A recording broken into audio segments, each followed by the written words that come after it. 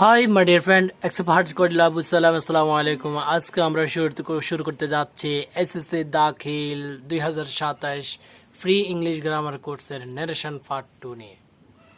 আজকে আমরা আলোচনা করব নারেশন পার্টের গুরুত্বপূর্ণ 5টি শর্ত নিয়ে, যে 5টি শর্ত ছাড়া আমরা নারেশন করতে পারবো না। কারণ এই 5টা রুলস হলো গ্রামারের সোল। তো দেরি না করে শুরু করা যাক আজকের 5টি শর্ত। প্রথম হলো রিপোর্টিং ভার্ব ও রিপোর্টিং স্পেস। রিপোর্টিং ভার্ব কোনটি, রিপোর্টিং স্পেস কোনটি, এটা আমাদেরকে আগে ফ্যাসেস থেকে আমরা খুঁজে নিতে হবে, তার পরবর্তীতে আমরা সেন্টেন্সটা দেবো। এখন রিপোর্টিং ভার্বটা কি? রিপোর্টিং ভার্ব হলো বক্তা যাকে সম্বোধন করে বলে। এখানে সম্বোধন যেমন হি সেড টু মি, সে আমাকে বলল, এই শব্দটা কমা দিয়ে থাকে এবং ইনভার্টেড কমার পূর্বে বসে বা পাশে বসে, ইনভার্টেড কমার বাইরে এই সেন্টেন্সটি বসে থাকে। তাহলে আজকে আমরা শিখলাম রিপোর্টিং ভার্ব। এবং রিপোর্টিং স্পেস, বক্তা যা বলে তা হলো রিপোর্টিং স্পেস, আর বক্তা যা বলে তা ইনভার্টেড কমার ভিতরে থাকে। তাহলে রিপোর্টিং ভার্ব কোনটি, রিপোর্টিং স্পেস কোনটি, আমরা সহজে বুঝলাম। চলে আসি নাম্বার 2, পার্সন পরিবর্তন সম্পর্কে। আমাদেরকে নারেশনের মধ্যে পার্সন পরিবর্তন করতে হয়। First person, second person, third person, 3 প্রকারের পার্সনের মধ্যে থার্ড পার্সনের কোনো পরিবর্তন হয় না নারেশনে। নারেশন থার্ড পার্সন যেভাবে আছে ওইভাবে থাকে, কিন্তু ফার্স্ট পার্সন এবং সেকেন্ড পার্সন পরিবর্তন করা হয়। ফার্স্ট পার্সন সবসময় রিপোর্টিং ভার্ব, এই কত গুরুত্বপূর্ণ, রিপোর্টিং ভার্ব এর সাবজেক্ট অনুযায়ী হয়ে থাকে, এবং সেকেন্ড পার্সন রিপোর্টিং ভার্বের অবজেক্ট হয়ে থাকে। এই রিপোর্টিং ভার্ব, এটা হলো সাবজেক্ট, আর এটা হলো ভার্ব, আর এটা হলো কি অবজেক্ট। তাহলে সেকেন্ড পার্সন সবসময় অনুসরণ করে কাকে? অবজেক্টকে। রিপোর্টিং ভার্বের অবজেক্টকে অনুসরণ করে, আর রিপোর্টিং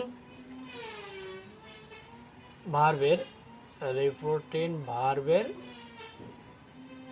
সাবজেক্টকে অনুসরণ করে। ফার্স্ট পার্সন সবসময় রিপোর্টিং ভার্বের সাবজেক্টকে অনুসরণ করে, আর সেকেন্ড পার্সন সবসময় রিপোর্টিং ভার্বের অবজেক্টকে অনুসরণ করে।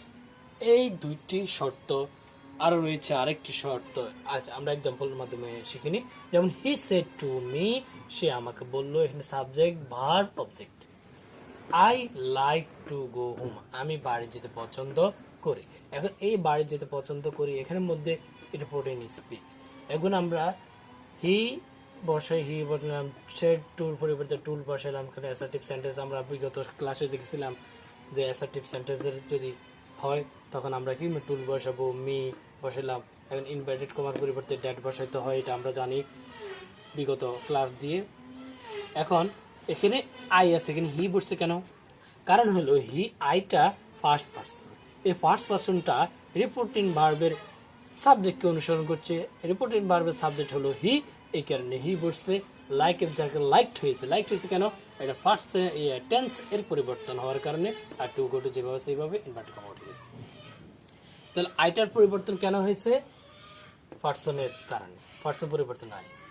আসো তার পরবর্তীতে she said to me he has done the work।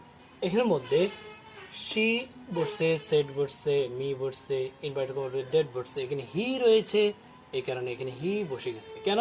আমরা জানি থার্ড পার্সন হি, সি, ইট যে কোনো নাম এর ক্ষেত্রে কোনো পরিবর্তন হয় না, এই কারণে হি জায়গায় হি বসে আছে, আর টেন্সের পরিবর্তনে হ্যাজের জায়গায় হ্যাড হয়েছে, ডানের জায়গায় ডান যে পাওয়া আছে এইভাবে।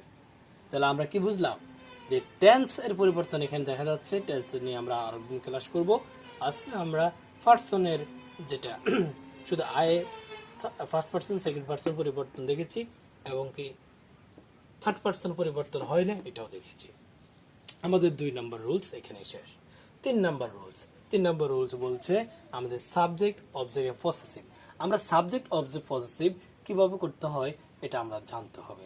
যেমন আমরা যদি সাবজেক্টে যদি আই থাকে আর আইটা যদি আমরা অবজেক্টে বসাতে হয় তখন আমরা মি বসাতে হবে, আর পসেসিভ হিসেবে বসাতে হলে মাই বসাতে হবে।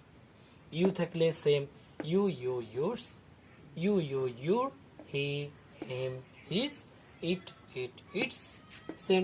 উই থাকলে উই আর our, they them their, she her her, Rahim Rahim Rahim's. এভাবে আমরা সাবজেক্ট থেকে অবজেক্ট করতে হলে এভাবে এগুলো বসাবো। আবার অবজেক্ট থেকে সাবজেক্ট থেকে যদি আমরা পসেসিভ করি তখন এইভাবে বসাবো। আর এই 3 নম্বর রুলসটা আমাদেরকে কণ্ঠস্থ করে রাখতে হবে। কারণ হলো যে কোনো মুহূর্তে যে কোনো শব্দ আসবে, যেমন দে থেকে দে আসবে, তখন দ্যাম কখন বসবে, দেয়ার কোথায় বসবে, এটা আমাদেরকে জানতে হবে।